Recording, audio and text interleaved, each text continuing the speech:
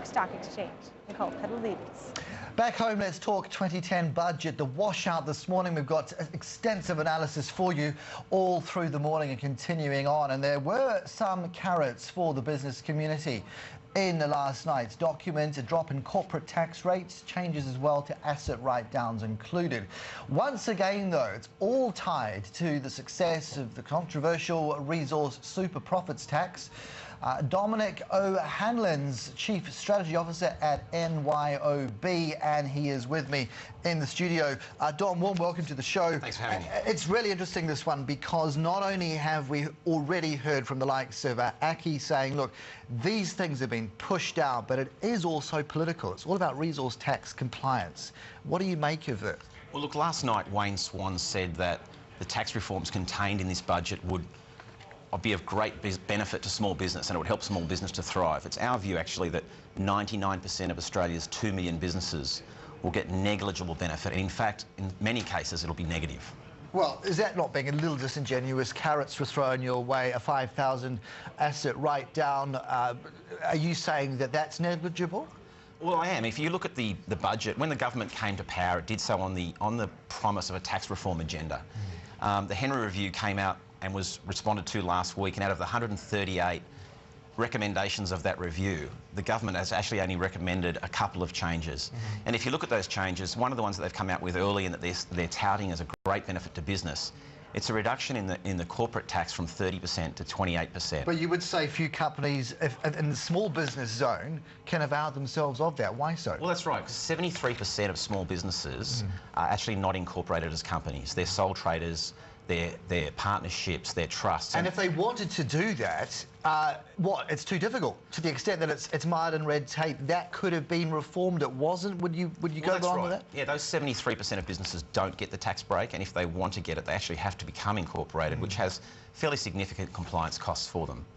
You would have liked to see some move on that. What, disappointment as a result? Could they have actually done something last night? Well, I think the government should have looked at small business as a whole. They should look at the whole small business community and say, how is this small business structured?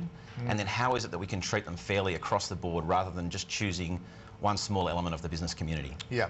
Let's look at as well at the services industry. It's such a large component of our economy. It seems as if they're going to have to do, some of the heavy lifting, but this increase in the super from 9 to 12%, just as they're trying to do that, it's like they're slugged. Absolutely. I mean, MYOB as a company has 1 million clients in Australia and New Zealand.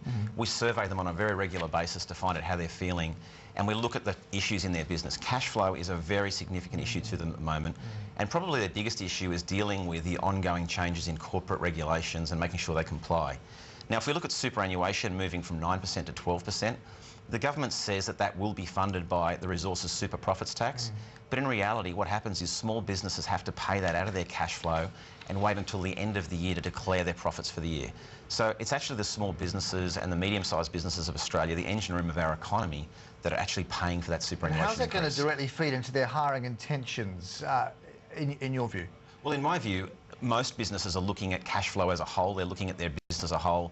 In the economy at the moment, retail figures are low and there's a lot of sentiment that's sort of going back the other way. I think it'll actually impact their ability to make a decision on how many people they hire and when.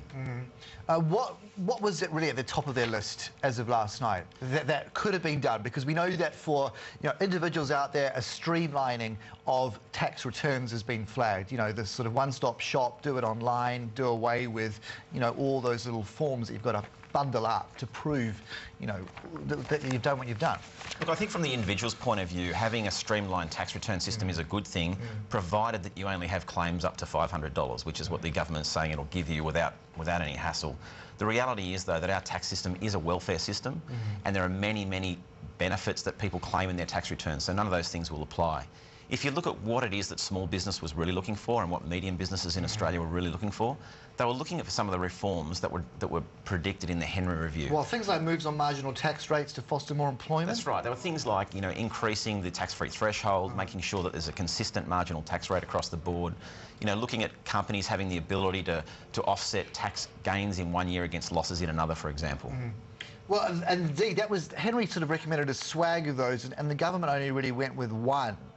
are they going to revisit it, though, realistically? Budget night is one thing in an election year. People often say, beyond that, a lot of the spade work is done. Are you writing it all off in totality, or believing they will return to some of those Henry recommendations? I think all of the big reforms, the things that are going to have a big impact on businesses, will be too hard for the government to put in place unless they do it through a budget or a mini-budget.